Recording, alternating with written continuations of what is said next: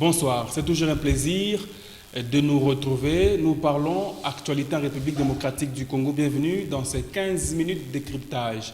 Mesdames et messieurs, le processus électoral en République démocratique du Congo semble naître un peu de doute au sein de la classe politique congolaise. D'un côté, les contraintes sécuritaires et de l'autre, certains qui pensent que certaines contraintes peuvent venir ou les cas imprévus pour respecter le délai constitutionnel de 2023. Jusqu'alors, on accuse et la CENI et le pouvoir en place, puisque la CENI aussi qui parle d'un non-financement depuis plus de 5 mois aujourd'hui. On en discute avec moi sur ce plateau, un analyste bien, Maître Percy Kango. Merci de répondre à notre invitation. Bonsoir. Bonsoir Richard, bonsoir également à tous les téléspectateurs qui nous suivent à ce net moment. Un petit rectificatif, ce n'est pas Percy Kango, c'est plutôt Percy Kassongo. Oh, Kassongo, merci. Oh, je m'excuse, il n'y a pas de souci. Alors Maître Percy, il paraît que vous avez basculé, vous avez quitté de l'opposition à la majorité. Vous êtes où maintenant? On a même du mal à vous caser maintenant. Tout à fait normal. Par cause de réalisme politique, je me suis lancé dans la dynamique, dans le cheval de bataille de l'intérêt supérieur, de l'intérêt général de la population. C'est comme ça que je basculais, je ne suis plus chez Ensemble pour la République. Pour le moment, je suis communicateur, chargé de communication du parti Avenir du Congo, parti cher à l'excellence Dany Bonza Maloba. Vous y êtes pour de bons intérêts, finalement. Hein? L'intérêt de la population. L'intérêt de la population, même en opposition, vous clamiez l'intérêt de la population. La patrie passe avant tout. Je me bats pour la patrie. Tant que l'intérêt de la population entre en jeu, je ne fais que me ranger sur la ligne. On vous achète avec combien d'argent chez ACO? Question piège, je ne suis pas achetable. Je vous ai dit que je suis là pour les intérêts de la population. Oui, mais la patrie passe avant tout. Le mercato s'est fait à combien? Nous ne sommes pas dans le sport où on achète les individus. Là, c'est en politique. On se bat pour les enjeux électoraux. Avec les enjeux électoraux, on se bat pour. Rassurez-vous que. Oui, on se bat pour le bien-être des Congolais. Nous avons estimé qu'en soutenant les idéologies ou la bataille du chef de l'État, M. Antoine Félix Tshisekedi, c'est vraiment opportun pour que ce peuple ait enfin tout ce dont on s'est battu pendant plusieurs années. C'est comme ça que pour l'intérêt supérieur de la nation, c'est comme ça que pour la patrie, je me range derrière les chefs de l'État tout en les soutenant. C'est une décision de patriotisme que j'ai prise. Des convictions aussi? Patriotisme. Alors, Maître Percy, est-ce que vous êtes sûr que votre président national soutient le président de la République? Bien évidemment. Aujourd'hui, de par toutes les actions menées par l'ambassadeur Dany Bonza Maloba, ex-ambassadeur, aujourd'hui conseiller en matière régionale du chef d'intégration régionale du chef de l'État, toutes les actions qu'il mène dans sa chère province prouvent à suffisance que ces derniers soutiennent le chef de l'État. Si aujourd'hui la majorité de Katangé se range derrière le chef de l'État, c'est grâce à cet homme de Dany Bonza. On dit qu'il le soutient la journée et la nuit, c'est autre chose.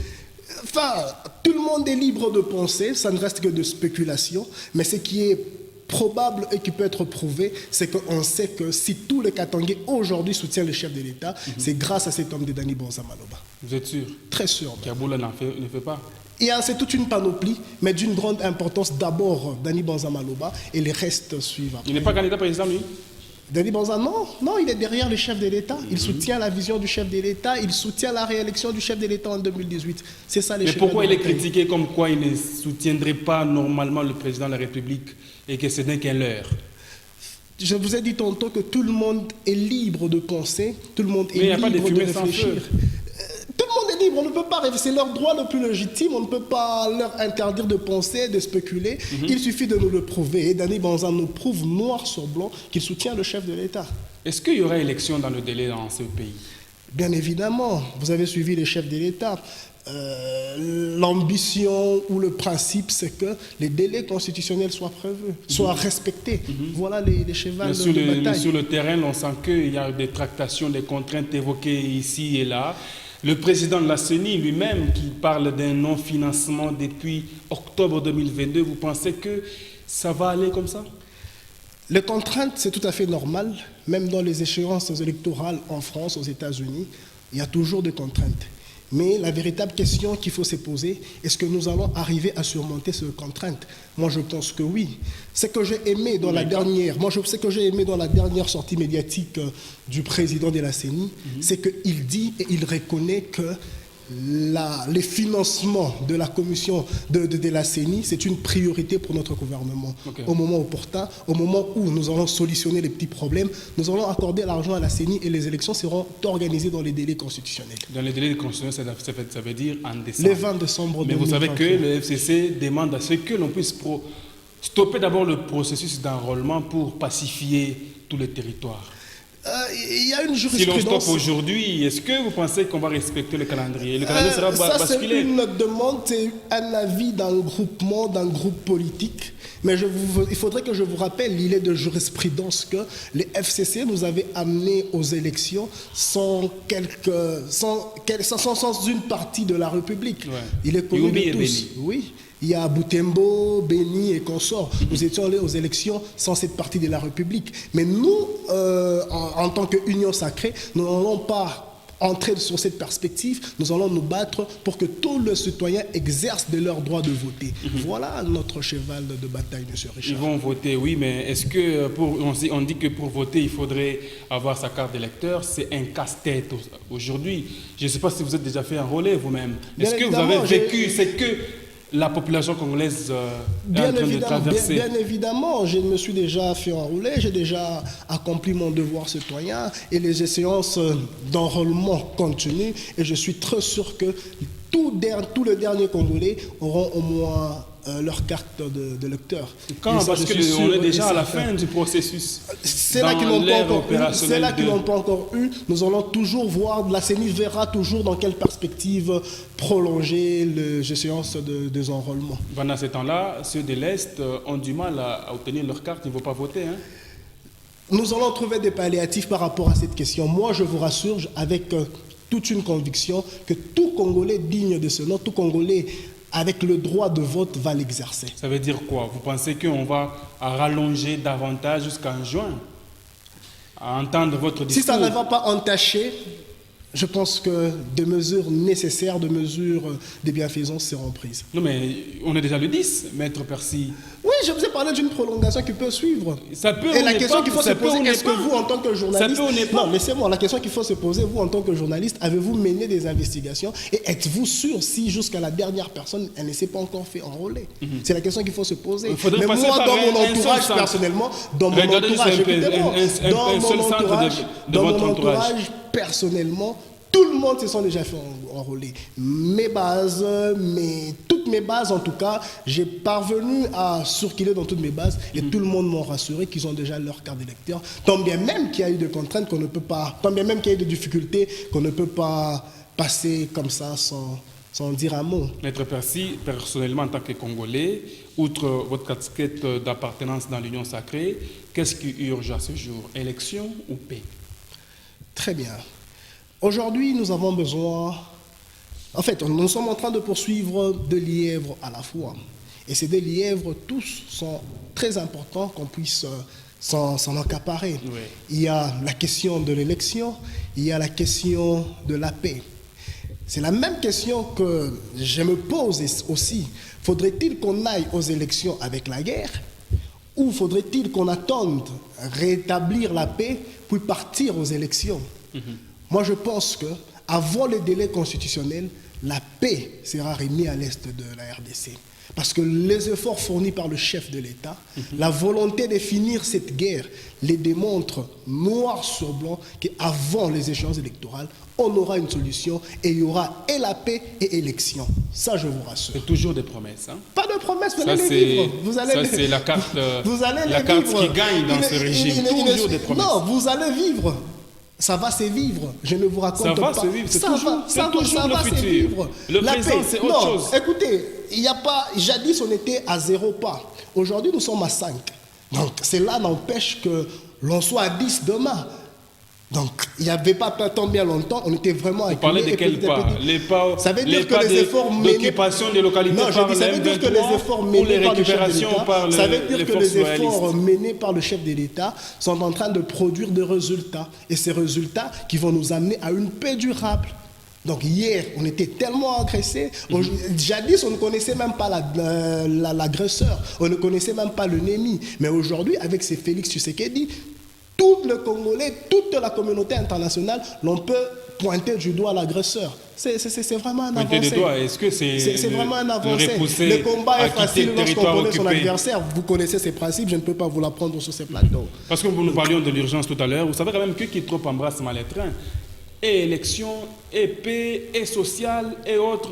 Vous savez d'ailleurs que les mamans ont chanté pour le président de la République. Écoutez-moi s'il vous plaît, vous savez, lorsqu'on parle de la paix... Vous pouvez même m'empêcher de poser ma question. Non, laissez-moi répondre. Allez-y. Lorsque vous parlez de la paix, ça veut dire que vous devez vous mettre en tête que cette guerre n'a pas commencé avec Félix Tshisekedi. C'est une guerre qui a été conçue par des régimes qui sont venus avant Félix Tshisekedi. Et Félix Tshisekedi n'a que 5 ans pour éradiquer cette guerre. Et je vous donne une assurance qu'il les fera. Moins d'une année aussi. Non, 5 ans, ça veut dire depuis le début de son mandat, il est en train de militer pour la finir. Okay. Et aujourd'hui, nous sommes vers la fin de la guerre. Donc, soyez-en sûrs, de la même manière que nous avons progressé avec le maintien de la paix, c'est de la même manière que nous vous disions encore que les élections vont se tenir dans les délais constitutionnels. Voilà. Ok, on attend voir, c'est ce que les Congolais attendent. Ouais, vous savez quand même que les Congolais attendent ce défi. Ils les verront. Le président Félix Tshisekedi est un homme de parole, est un homme qui sait affronter ou être dans la logique du peuple, comme le peuple veut les élections, élire encore président de la République. Nous attendons, il y aura élection. Alors, à ce jour, vous-même, vous avez déjà fait quoi pour cette République, vous personnellement? Plusieurs. Je suis en train de me battre pour, vous savez, depuis 1960 jusqu'à ce jour, nous avons traversé beaucoup de turbulences politiques et consorts, la crise de légitimité. Alors, moi, en tant que maître Percy Kassongo, acteur politique, je suis en train de me battre pour qu'enfin nous ayons des dirigeants légitimes. Et ce n'est que par la voie des dirigeants légitimes que nous pouvons sauver notre pays. Déjà, nous les vivons. Félix Tshisekedi, en tant que président légitime, qui a bel et bien gagné les élections en 2018, nous allons encore l'accompagner pour gagner les élections en 2023. C'est comme ça que nous accompagnons. Vous allez gagner toujours à Tanganyika, où Ako a fait de Tanganyika un siège où le quartier général... Pas seulement Tanganyika, Ako est un grand parti, pas seulement Tanganyika. Dans le Katanga, on ne voit rien malheureusement. Oh, mais nous avons un grand siège au Grand Katanga. Nous menons de grandes activités dans le Haut-Katanga. Il faudrait voir la réalisation de nos cadres dans différents quartiers pour vous rendre compte que ACO est un grand parti politique sur dans le Tanganyika. Pas dans le Tanganyika, sur toute l'étendue de la République. Même dans la capitale, pour preuve, le Premier ministre, il est de ACO. Ce n'est pas moi, c'est pour vous dire que ACO, c'est un très grand parti politique. Dans le Tanganyika, c'est là qu'on voit. Mais je vous parle mais le Premier ministre n'est pas du Tanganyika. Vous avez même empoché la gouverneure du Haut-Lomami. Malheureusement, il n'y a toujours pas beaucoup de gens. Empoché, ça veut dire, mais il fallait voir la descente de l'ambassadeur récemment en Kamina. Il n'y a jamais eu un homme politique congolais qui a réalisé cette marée humaine. Dépasser Moïse Amoba. Vous avez suivi les images de Moïse Amoba. Écoutez, il ne faudrait pas prendre... Vous avez suivi les images de Moïse à son enrôlement. Il ne faudrait pas... Votre ancien président. Très bien, il ne faudrait pas prendre un coin des individus, les ramener à toute une population. On réunit 1500 individus et l'on pense qu'on va devenir président de la République. Non, je ne pense pas. Non, on parle de la marée humaine. Vous avez évoqué de la marée humaine. C'est ce que j'ai dit. La marée humaine n'est pas une question d'être directement élu. D'ailleurs, même s'il faudrait parler de la marée humaine, ce n'est pas un coin de quelques individus dont vous cachez les extrémités de l'autre côté qui démontre que vous avez une marée. Montrez-nous, comment vous appelez ça en journalisme, le gros plan, pour qu'on sache réellement que vous avez une marée humaine, comme on a vu le gros plan sur la descente de l'ambassadeur, pas seulement ambassadeur, Christian Kitungwa au Tanganyika. Vous voyez les marées humaines qu'on est en train de mener. C'est pour vous dire que le peuple est derrière le chef de l'État. Les Katangais sont derrière l'ambassadeur, sont derrière l'excellence d'Annie Banza. Les Katangais, les habitants du Tanganyika sont derrière Christian Kitungwa. Et voilà, nous allons gagner les élections de 2018 qui vont se passer dans les délais constitutionnels. Vous sentez que vous avez parlé seulement de 2 personnes, hein? Qui ça? Au-delà du président de la République, vous avez parlé que de il y en a plusieurs, il y a plusieurs. Et de Christian Kitungwa, on sent que ce n'est que la Tanganyika, malheureusement. Non, mais Dani Banza n'est pas du Je vous Tanganyika, écoute. malheureusement.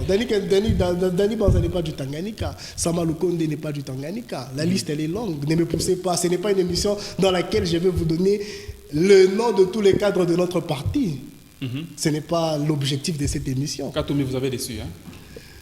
Dessus, Il n'a pas financé comme je dis, non. votre communication. Dessus, c'est trop dur, non. On termine par là. Écoutez, dessus, c'est trop dire. Comme je vous ai dit, je suis là pour cause des réalismes politiques et par patriotisme. Vous avez au moins la garantie qu'avec ACO, vous serez avec dans ACO, de bonnes le conditions peuple, avec ACO, sociales. avec ACO, avec le président de la République, le Congo sera meilleur un jour. Vous serez dans Raison pour laquelle j'ai dans des conditions sociales agréables. de la population, pas le mien. De la population. Conditions sociales de la Merci d'avoir population. répondu à notre invitation. C'est moi qui vais remercier. C'est la fin de cet actu soir. Merci de nous avoir suivis. J'ai transpiré, hein.